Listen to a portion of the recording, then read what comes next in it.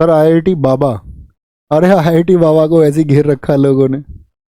इस दुनिया में तुम कुछ भी प्राप्त कर लोगे तो तुम ये मत समझना कि तुम्हें सब कुछ मिल गया। आईआईटी बाबा के ऊपर सुनो थोड़ा सा। अच्छा, आईआईटी बाबा आपकी नज़र में अच्छे हैं या खराब हैं, आप बताओ। आप क्या समझते हो? कुछ कह रहे हैं खराब हैं। तो यही बात है ना। तो व्यक्ति किसी को जो निर्धारित करते हैं वो अपनी समझ से निर्धारित करते हैं। किसी की फिलॉसफी कैसी भी सही, सामने वाला जो निर्धारित करने वाला है ना, उसकी फिलॉसफी कैसी है, वो एंगल उन दोनों के बीच में इस बात पर निर्भर करेगा। सामने वाले की समझ विकसित नहीं है, सामने वाला कितनी भी बौद्धिकता की बातें कर ले, कोई अर्थ नहीं। सामने वाला बौद्धिक, कहने वाला बौद्धिक, तो मजा आ जाए, मतलब नया रस पैदा हो जाए, तभी तो पैदा होगा। ऊपर ऊपर से कुछ जान लोगे तो कोई मतलब थोड़ी है। ऊपर ऊपर से कुछ सुना, देखा और अपनी एजम्पशंस मान ली। जैसे मान के चलो ओशो पे बड़ा डिस्कशन होता है देश में।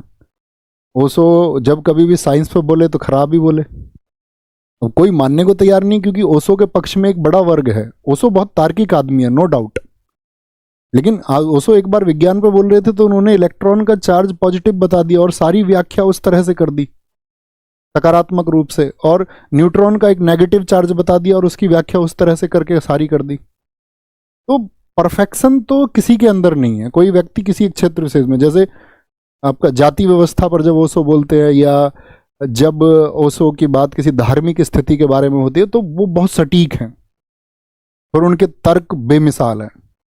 No one can defeat him.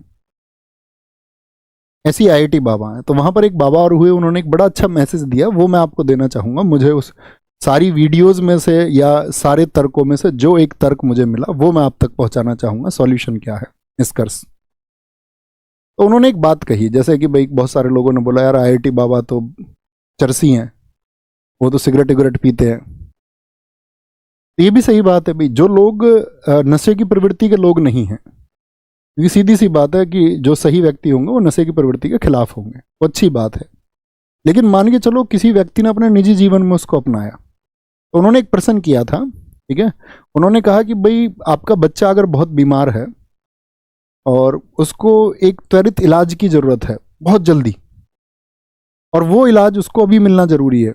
अब आपके पास दो डॉक्टर की चॉइस है, समझना मेरी बात को। वो उन्होंने कहा कि आपके पास दो डॉक्टर की चॉइस है।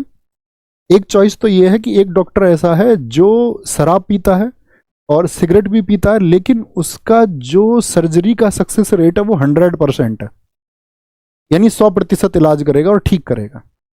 वहीं पे एक व्यक्ति बहुत ऐसी अच्छा धार्मिक प्रवृत्ति का है, और मान के चलो कुछ भी वो उस तरह की चीज़ें जो नेगेटिव है, नशा या कुछ भी, वेज नॉन वेज XYZ जो अभी आप कंपैरिजन करें, वो सबका सेवन नहीं करता है, और उसका जो सक्सेस रेट है वो है 30%, यानी 100 में से 30 इलाज उसके सफल होते हैं, 70 में वो विफल हो जाता है। आप अपने बच्चे को किसके पास लेके जाएंगे, ये मुझे बताएं।